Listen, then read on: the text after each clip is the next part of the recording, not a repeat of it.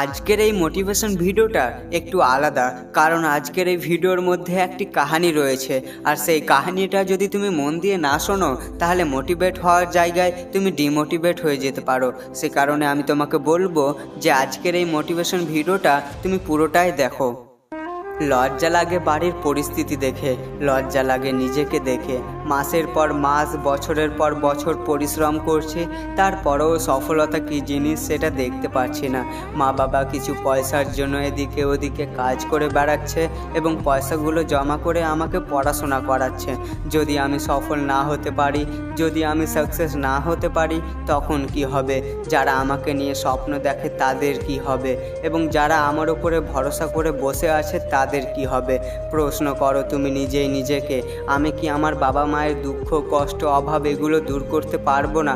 আমি কি আমার বাবা মায়ের স্বপ্ন পূরণ করতে পারবো না? বন্ধু, এইভাবে কখনো সফলতা পাওয়া যায় না। তুমি যে জিনিসটা পেতে চাও তুমি নিজের মনের মধ্যে গেঁথে নাও এবং তুমি সেই জিনিসটাকে পাওয়ার জন্য জেদি হয়ে ওঠো। তোমাকে যদি 12 ঘন্টা পড়তে হয় কিংবা পরিশ্রম করতে হয় তো তুমি করো। আর তোমার উপরে এখন প্রেম ভালোবাসা করার ভূত চেপেছে।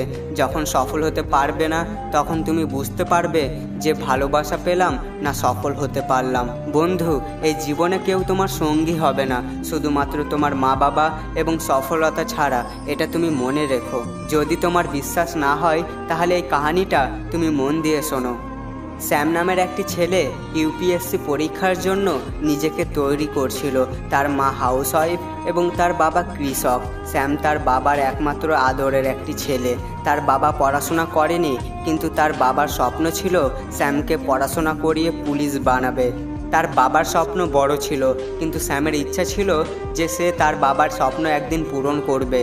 স্যাম যখন পড়াশোনা করার জন্য বাইরে পড়তে যায় তখন স্যামকে তার বাবা ট্রেনে উঠিয়ে দিয়ে স্যামকে বলেছিল যে স্যাম দেখ বেটা, আমি তো আমার জীবনে ভালো এবং বড় কিছু করতে পারিনি, কিন্তু তুই ভালো করে পড়াশোনা করে বড় কিছু করিস। কিন্তু তারপর স্যামও তার কেরিয়ার নিয়ে অনেক সিরিয়াস হয়েছিল।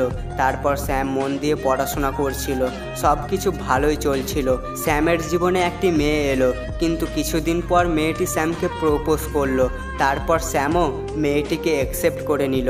তারপর কিছুদিন সব কিছু ভালোই চললো, কিন্তু স্যাম আস্তে আস্তে পড়াশোনায় ফাঁকি দিতে লাগলো। এমনকি কালকে পড়বো এই আশায় পড়াশোনা করতো না, পড়াশোনা ছেড়ে দিত। স্যাম নিজেকে ভ্যালু না দিয়ে রাত 2টোর সময় 3টার সময় তার প্রেমিকার সাথে সে চ্যাটিং করতো। স্যাম সকালবেলায় না ঠিক টাইমে উঠতে পারতো, না ঠিক টাইমে রাত্রে ঘুমাতে পারতো। কথাই বলে না যে অতিরিক্ত যে কোনো জিনিস শরীরের পক্ষে ক্ষতিকারক, সেরকমটাই ঘটছে স্যামের জীবনে। স্যাম ভালোবাসার মধ্যে এতটাই ডুবে গিয়েছিল যে কোনটা ভালো কোনটা খারাপ সে বুঝতে পারতো না। সে বাইরে কি করতে এসেছে এবং তার স্বপ্ন কি, তার বাড়ির কি অবস্থা, তার বাবা মা তাকে কিভাবে পয়সা পাঠাচ্ছে, সব কিছু সে ভুলে গিয়েছে। স্যাম তার ভুল তখন বুঝতে পারলো যখন তার সমস্ত বন্ধুরা কোনো না কোনো জায়গায় সিলেকশন হয়ে কোনো না কোনো জায়গায় জব করছিল। স্যাম তখন ভালোবাসার চক্করে কোনো জায়গায় জব পেল না, সে বেরোজগার এবং বেকার হয়ে গেল। আর স্যামের প্রেমিকা যখন জানতে পারলো যে স্যাম বেকার, তখন তার প্রেমিকা বাহানা করে তাকে ছেড়ে চলে গেল। আর স্যামের প্রেমিকা তখন স্যামকে বলল যে দেখো, আমাদের ভালোবাসা আমার বাবা মেনে নিচ্ছে না। স্যাম তার জীবনে কিছু করবে এই ভরসাটা যতক্ষণ ছিল ততক্ষণ তার প্রেমিকা তাকে ভালোবাসত।